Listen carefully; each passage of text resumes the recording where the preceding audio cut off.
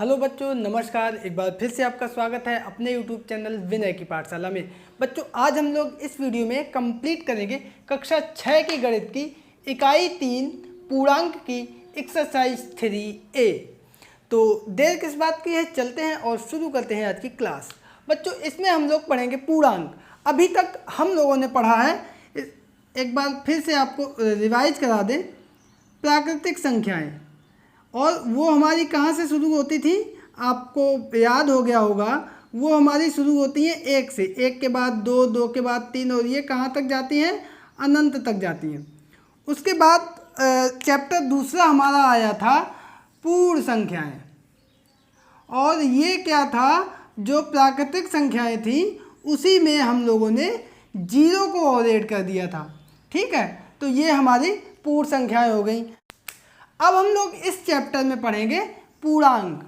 और पूर्णांक क्या है, ये जो पूर्ण संख्याएं थी उसमें जो ऋण की संख्याएं हैं उनको हम लोग और शामिल कर लेंगे। ऋण 1, ऋण 2, ऋण 3, -4, -5, ये और ये कहाँ तक जाएंगे, ये अनंत तक।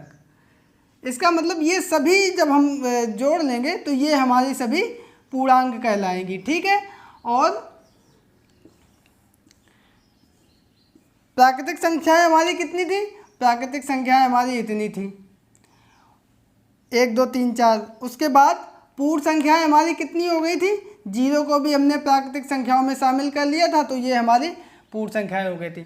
और अगर इसमें हमने माइनस की संख्याएं भी जोड़ ली, -1, -2, -3, तो ये हमारे हो जाते हैं पूर्णांक। तो कुल पूर्णांक हमारे निकल के आते हैं 0, ±1 एक साथ लिख दो, ±2, ±3, और ये अनंत तक। अब यहाँ से बात आती है, अगर हमसे पूछ दिया जाए कि सबसे छोटा पूर्णांक क्या है, तो देखो माइनस में भी संख्याएं अनंत तक जा रही हैं और प्लस में भी संख्याएं हमारी अनंत तक जा रही हैं। तो ना तो कोई हमारी सबसे छोटी संख्या हमें ज्ञात है और ना ही हमें कोई बड़ी संख्या ज्ञात है। ठीक है, क्योंकि जो भी संख्या हम मान लो हमने लिखा 1 लाख, और क्या ये सबसे छोटी है, 1 लाख, एक माइनस का चिन्ह लगा देंगे उससे छोटी हो जाएगी। 1,20,000 माइनस का चिन्ह लगा देंगे और छोटी हो जाएगी। और उसी तरीके से बड़ी संख्या में प्लस लगता चला जाएगा, संख्याएं बढ़ती चली जाएंगी। तो ना तो हमें पूर्णांक सबसे छोटा पूर्णांक पता है, ना हमें सबसे बड़ा पूर्णांक पता है। ठीक है, तो अब हम लोग चलते हैं एक्सरसाइज की तरफ और देखते हैं एक्सरसाइज 3A का क्या है हमारा प्रश्न नंबर 1। तो बच्चों, यहाँ पर हमारा पहला प्रश्न दिया गया है कि निम्नांकित सारणियों में रिक्त स्थानों की पूर्ति के लिए सारणी के नीचे 4 विकल्प दिए गए हैं, जिनमें से केवल एक ही सही है। सही विकल्प चुनकर रिक्त स्थानों की पूर्ति कीजिए। टेबल बनी हुई है, कुछ संख्याएं दी गई है, रिक्त स्थान छूटा हुआ है, उसमें संख्या हमें बतानी है। तो सबसे पहली टेबल है 19, 19 के बाद 23, कितने जोड़े, 2, 23 के बाद 25, 25 के बाद 29।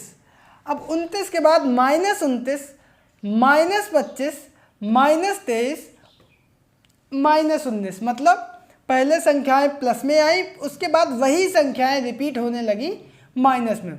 29 था, -29, 25 था, -25, 23 था, -23, 19 था, -19।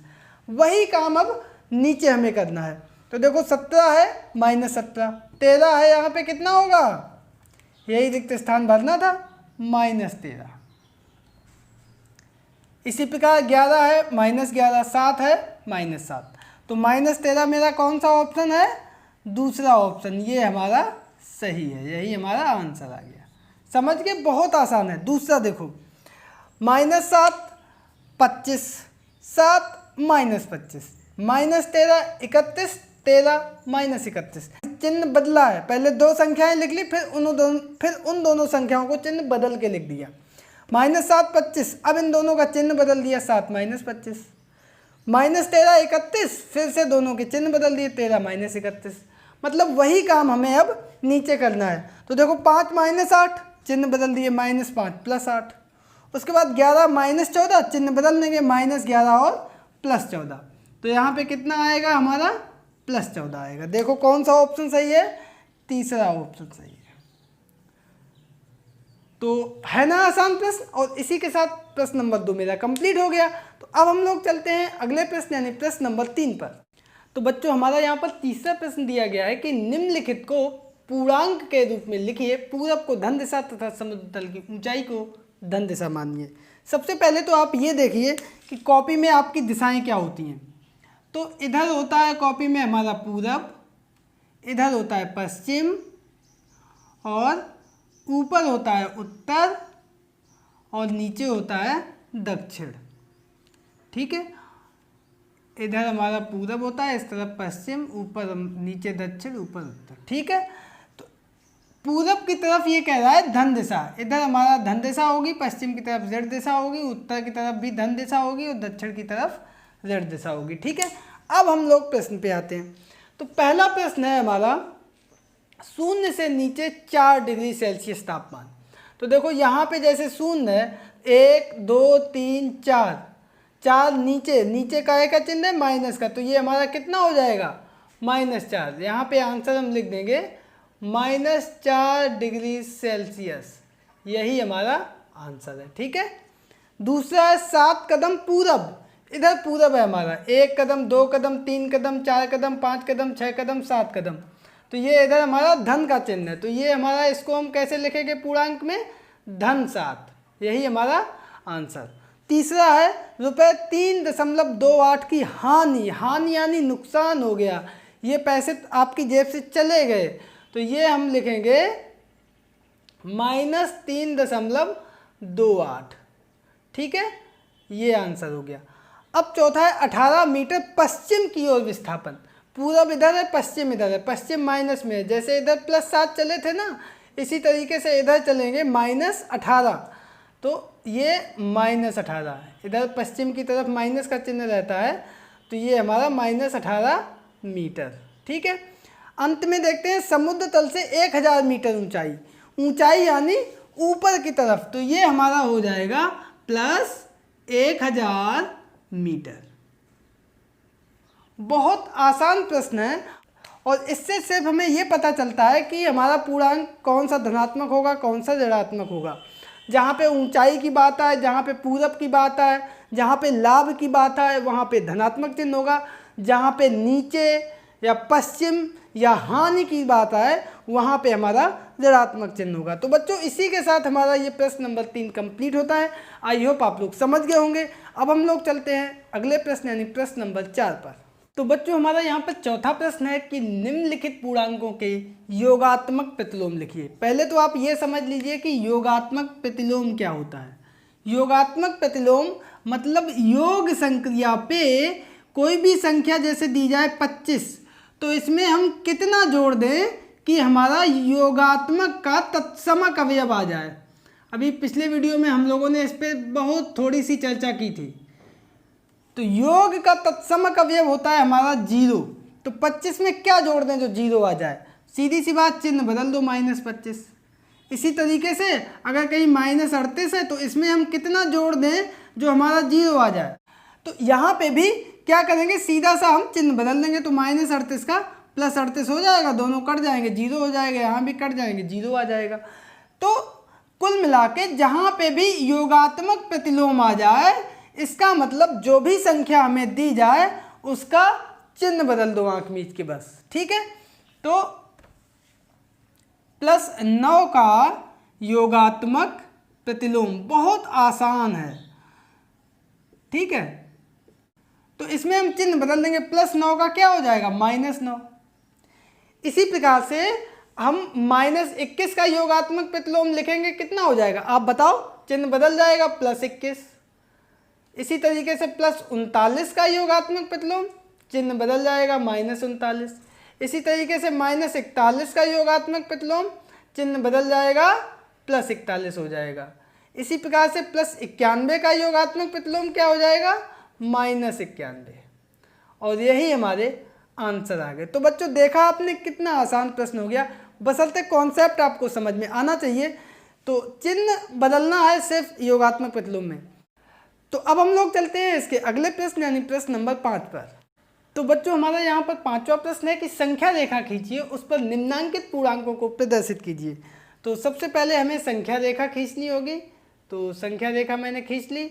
इसमें बीच में मूल बिंदु होता है 0, आगे की तरफ प्लस और पीछे की तरफ माइनस।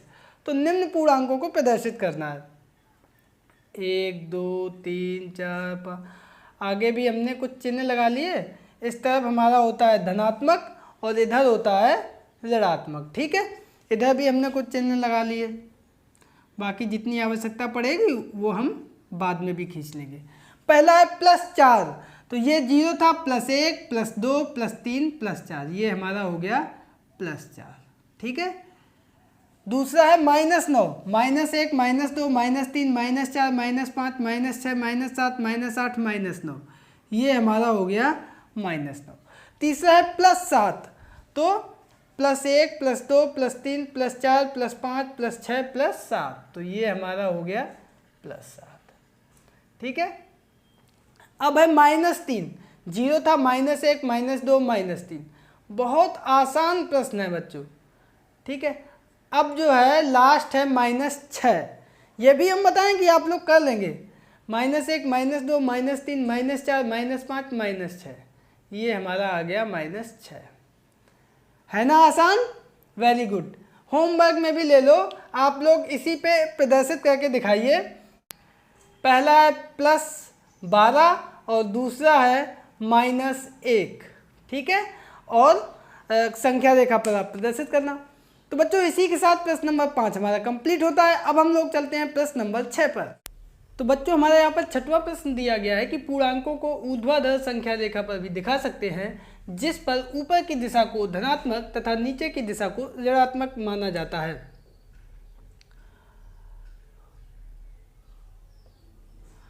पार्श्वांकित संख्या रेखा देखिए और निम्नांकित प्रश्नों के उत्तर दीजिए। ये संख्या रेखा देखनी है और इन प्रश्नों के उत्तर देने हैं।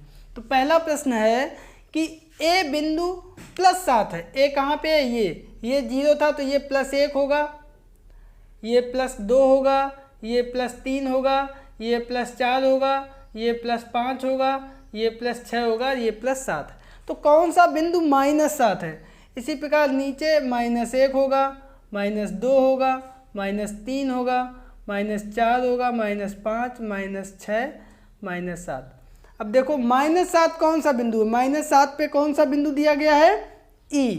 तो यहाँ पे हम लिख देंगे आंसर E, बिंदु E, और यही हमारा आंसर है। खा है कि बिंदु B किस पूर्णांक को निरूपित करता है? B यहाँ पे है, तो ये इसके साथ है -3, तो लिख देंगे -3 पूर्णांक। गा है बिंदु B का विपरीत बिंदु बताइए। तो बिंदु B -3 अभी बताया था योगात्मक प्रतिलोम, -3 का विपरीत होगा हमारा +3, है ना? तो +3 होगा, तो +3 हमारा यहाँ पे है, तो विपरीत बिंदु +3 के सापेक्ष कौन सा बिंदु है? C। तो यहाँ पे हम लिख देंगे बिंदु C। आगे देखो बिंदु D के L से निरूपित पूर्णांक, तो लिख दो यहाँ पे D का पूर्णांक कितना है? D यहाँ पे कहाँ है? ये +5। K का पूर्णांक, K देखो उसमें चित्र में कहाँ पे है? ये कितना है? -5। और अंत में L का पूर्णांक, L देखो उसमें कहाँ पे है? L ये हमारा +6।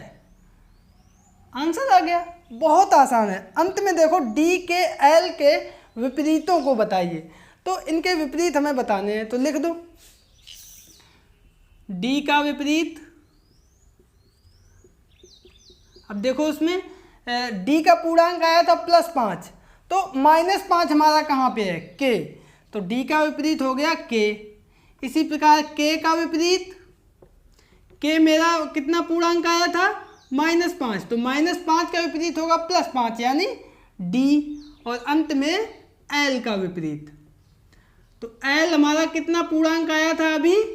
+6, तो +6 का -6 यानी M। और इस प्रकार से हमारा ये प्रश्न नंबर 6 कंप्लीट होता है। बहुत आसान प्रश्न है, छोटे छोटे प्रश्न हैं, थोड़ा सा हमें दिमाग लगाना है। तो अब हम लोग चलते हैं इसके अगले प्रश्न यानी प्रश्न नंबर 7 पर। तो बच्चों हमारा 7वां प्रश्न है कि निम्नांकित के बीच के सभी पूर्णांक लिखिए। पूर्णांक हमें लिखने हैं, दो संख्याएं दी गई हैं उनके बीच के पूर्णांक। तो सबसे पहले आप ये देख लो, ये संख्या रेखा हमारी होती है इस तरीके से, 0 बीच में होता है, इधर -1, -2, -3, -4, -5, -6, -7, -8 और इसी तरीके से इधर +1, +2, +3, +4, +5, +6 और +7 और +8। ठीक है, इस तरीके से संख्याएं चलती हैं। तो अब हमें पहला कह रहा है -2 और +3, तो -2 कहाँ पे है, देखो यहाँ पे है, और +3 यहाँ पे है, तो इसके बीच की संख्याएं लिख दो। ये संख्याएं हुई जाके, -1 लिख दो यहाँ पे, -2 और +3 के बीच के सभी पूर्णांक बराबर। ठीक है, तो कौन से कितने, ये है -1, 0, +1 और +2। ठीक है, इसके बाद 0 और 6 के बीच, अब देखो 0 कहाँ पे है, 0 यहाँ पे है और 6 यहाँ पे है, इसके बीच के देखो तो 1, 2, 3, 4, 5, तो लिख दो इसके बीच के सभी पूर्णांक बराबर, +1, +2, +3, +4, +5। ठीक है, ये हो गया। अब आगे देखो -4 और +4 के बीच, तो -4 हमारा यहाँ पे है, +4 हमारा यहाँ पे है, तो ये सारे पूर्णांक आ जाएंगे। -3 यहाँ से लिख दो कि बीच के सभी पूर्णांक बराबर, -3, -2, -1, 0, +1, +2, +3। ठीक है, ये हो गया। अब आगे है -5 और +2, -5 कहाँ पे है, ये है -5 और +2 यहाँ पे है, तो ये सभी आएंगे बीच के, लिख दो के बीच के सभी पूर्णांक बराबर। -4 से शुरू होंगे, -3, -2, -1, 0 और कहाँ तक जाएंगे, +1 तक, क्योंकि 2 तो है ही। अब बात आती है आगे, आगे इंडिया में दिया गया है -3 और +5, तो -3 हमारा ये है, +5 हमारा ये है, तो इसके बीच के सभी पूर्णांक बराबर, -2, -1, 0, +1, +2, +3, +4 और +5। अंत में एक संख्या और बची है, हम चाहते हैं कि इसको आप लोग पहले करें, तो पहले आप लोग लिख लें फिर हमारा आंसर देखना। ठीक है, तो हम भी लिखे देते हैं, -8 यहाँ पे है बिल्कुल लास्ट में और 4 है यहाँ पे, तो इसके बीच -7 से शुरू होगा +3 तक, तो लिख देंगे इसके बीच सभी पूर्णांक बराबर, -7, -6, -5, -4, -3, -2, -1, 0, +1, +2 और +3। 4 तो है ही संख्या। तो देखा आपने कितना आसान प्रश्न था ये, बीच के हमें केवल पूर्णांक बताने थे और इसी के साथ हमारा ये प्रश्न नंबर 7 कंप्लीट होता है। आई होप आप लोग बहुत अच्छे से समझ गए होंगे।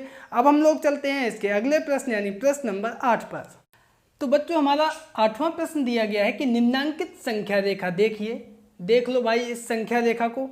ठीक है, वही है, बीच में मूल बिंदु 0 है, इधर माइनस इधर प्लस। इसकी सहायता से निम्नांकित पूर्णांकों के जोड़े के बीच के पूर्णांकों को आरोही यानी बढ़ते हुए क्रम में लिखना है। सेम टू सेम प्रश्न नंबर 7 है, बस इसमें उसमें ये संख्या रेखा हमने बनाई थी अपनी तरफ से, इसमें प्रश्न ने खुद बना के दे दी। तो देखो सबसे पहले कौन सी संख्या दी गई है, 2,5, तो लिख दो 2,5 के बीच के पूर्णांक आरोही क्रम में।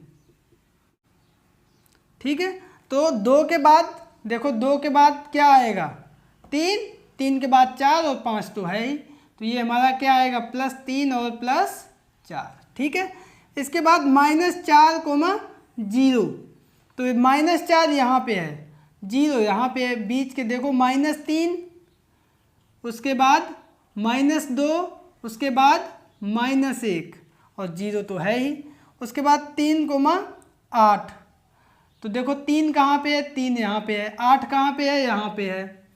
ठीक है, तो बाद में लिख दो 4, 5, 6, 7, +4, +5, +6, +7। ठीक है, बहुत आसान प्रश्न है। देखो 0,4 हमें तो लगाने में भी बड़ा वो लग रहा है कि बताओ इतना आसान प्रश्न लगा रहे हैं। तो 0 यहाँ पे है और 4 यहाँ पे है, तो 0 के बाद 1 2 3, तो ये लिख देंगे +1 +2 +3।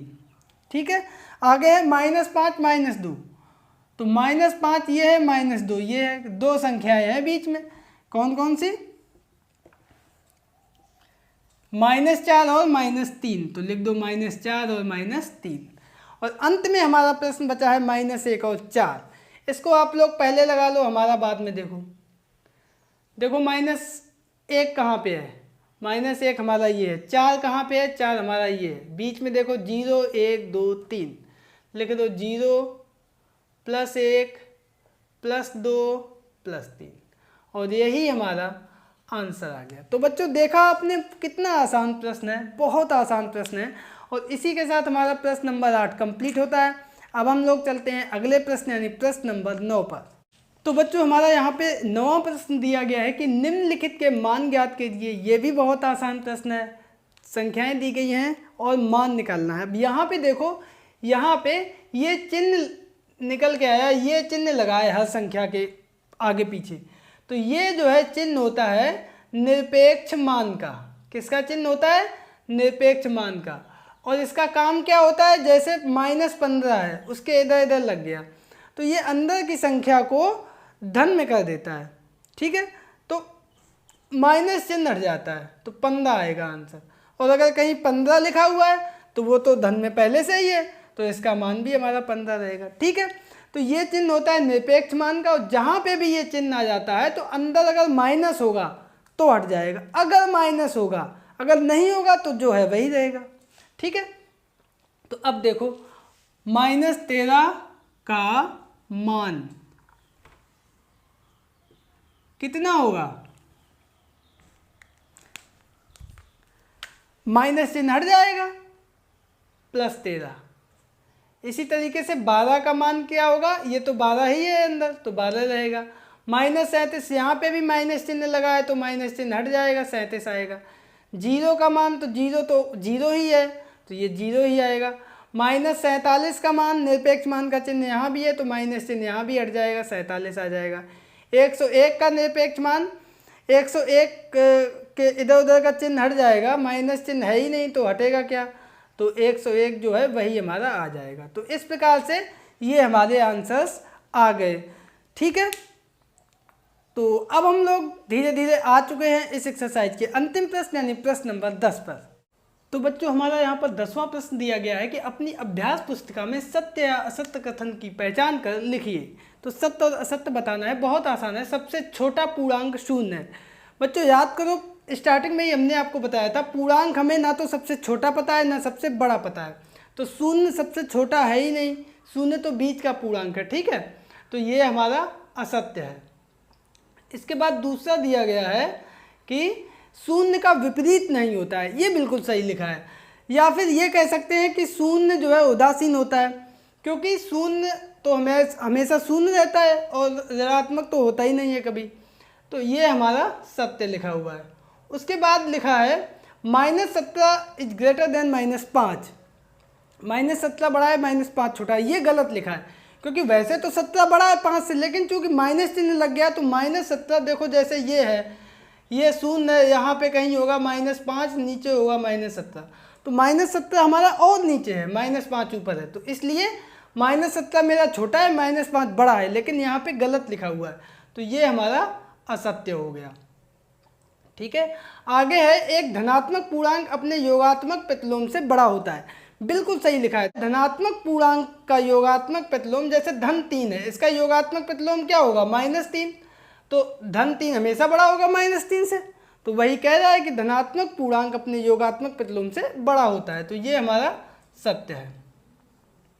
आगे कह रहा है कि एक ऋणात्मक पूर्णांक अपने योगात्मक प्रतिलोम से बड़ा होता है, ये गलत लिखा है, क्योंकि ऋणात्मक पूर्णांक अगर होगा ऋण 7 तो इसका योगात्मक प्रतिलोम होगा धन 7, तो धन 7 हमेशा बड़ा होगा, मतलब इसका योगात्मक प्रतिलोम बड़ा होगा संख्या से, लेकिन इसमें लिखा है कि ऋणात्मक पूर्णांक अपने योगात्मक प्रतिलोम से बड़ा होगा, तो ये उल्टा लिखा हुआ है, इसलिए ये भी हमारा असत्य है। अब बात आती है कि 0 एक पूर्णांक नहीं है, ये तो बिल्कुल गलत है, क्योंकि पूर्णांक में हमने देखा था शून्य आता है, तो ये हमारा असत्य हुआ। अब अंत में है कि शून्य का योगात्मक प्रतिलोम शून्य है। ये बिल्कुल सही लिखा है, क्योंकि शून्य का योगात्मक प्रतिलोम शून्य ही होता है। ऋण शून्य लगा दो तो भी शून्य रहेगा, धन शून्य लगा दो तो भी शून्य रहेगा, तो ये हमारा सत्य है। तो बच्चों इसी के साथ हमारे ये सत्य और असत्य कंप्लीट होते हैं और मेरा प्रश्न नंबर 10 और ये एक्सरसाइज भी कंप्लीट होती है। आई होप कि आप लोगों को ये एक्सरसाइज बिल्कुल बहुत अच्छे से समझ में आ गई होगी। तो आज के इस वीडियो में इतना ही, मिलते हैं कल फिर एक नई एक्सरसाइज के साथ, तब तक के लिए नमस्कार।